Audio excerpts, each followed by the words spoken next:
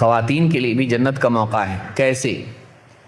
اللہ کے نبی صلی اللہ علیہ وسلم فرماتے ہیں اذا صلت المرأة خمسہا، جب عورت اپنی 5 نمازوں کا اہتمام کرے، وصامت شہرہا، اور رمضان کے مہینے کے روزے رکھے، وحفظت فرجہا، اور اپنی عزت کی حفاظت کرے، زنا سے بچے، بے پردگی سے بچے، عریانیت سے بچے، واطاعت زوجہا، اور اپنے شوہر کی فرما برداری کرے۔ 4 کام اس کو بتائے گئے ہیں۔ 1، اپنی نمازوں کا اہتمام کریں، رمضان کے روزے رکھے، اپنی عزت کی حفاظت کریں، اور شوہر کی اطاعت کریں۔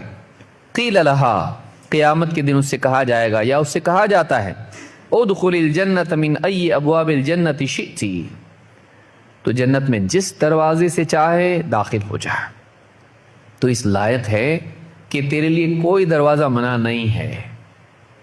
جنت کے 8 دروازے ہیں، میں یہاں سے جانا چاہتی ہوں، ٹھیک، یہاں سے ٹھیک، یہاں سے ٹھیک، جس دروازے سے تو چاہے جنت میں داخل ہو سکتی ہے، تیرے لیے کوئی دروازہ بند نہیں کیا جائے گا۔ یہ عزت اور اس کی شرف کے طور پر ہوگا۔ کیا کیا اس نے کیا کیا؟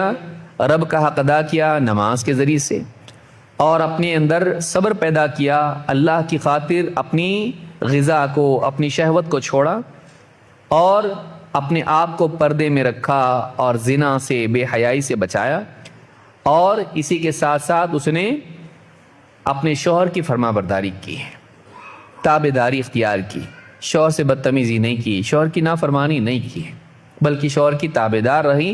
ہاں، ایسے کاموں میں جو حرام نہ ہو، یہ نہیں کہ شوہر کہے بے پردہ ہو جائے تو بے پردہ ہو جائے گی، نہیں، ایسے کاموں میں جو حرام نہ ہو، گناہ نہ ہو، وہ تابع ہے شوہر کے، اس نے ماتحتی اختیار کی شوہر کی۔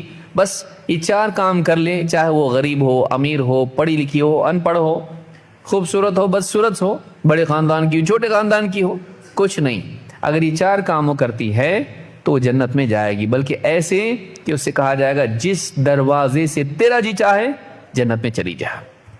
امام احمد نے اس کو روایت کیا ہے اور حدیث صحیح ہے۔